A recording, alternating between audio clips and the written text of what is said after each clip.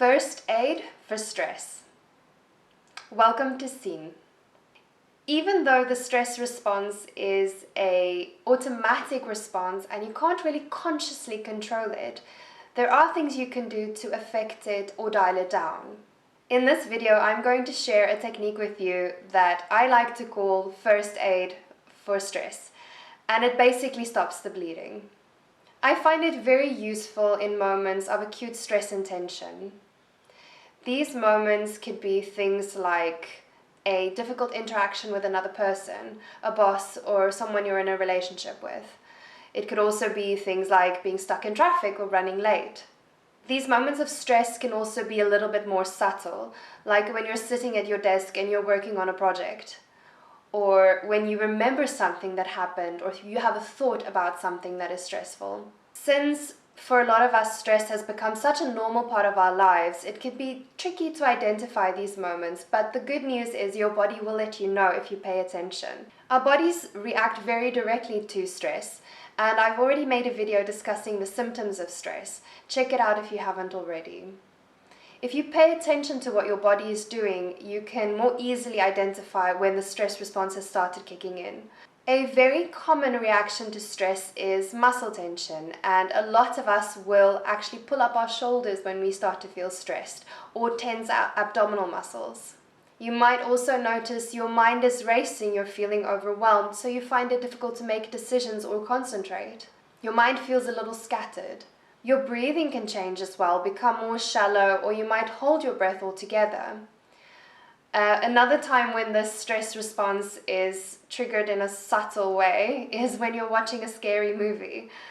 You tense up and you stop breathing and you're very jumpy. In fact, next time you watch a scary movie, try this out.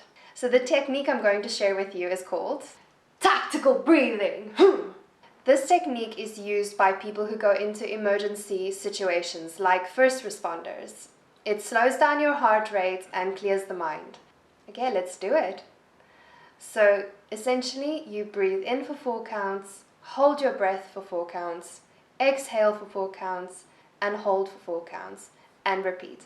Let's do it. Breathe in, hold, out, hold, in, hold, out, hold, in, hold, out, hold.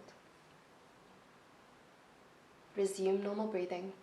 You would have noticed how your heart rate slows down, how you start to feel calmer. And what's really great about this technique is you can do it anywhere at any time. It's not very noticeable when you do it, unless if you're doing like the hand thing, which you don't have to do. I just did that to show you. So what it's actually doing is activating the opposite of your sympathetic nervous system, the fight, flight, or freeze response. It's activating your parasympathetic nervous system, which is rest and digest.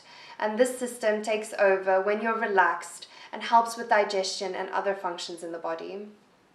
In the next video, I will discuss mind shifts around stress and chronic stress, and after that, some more techniques and things you can do to help change your stress levels and hopefully navigate towards a life that is free of chronic stress. Thank you so much for watching. I've made a whole playlist on all of the stress videos. Please check it out. Sympathetic nervous system, which is fight, flight, or flee, blah, blah, blah, blah, blah, blah, blah, blah. Six pack!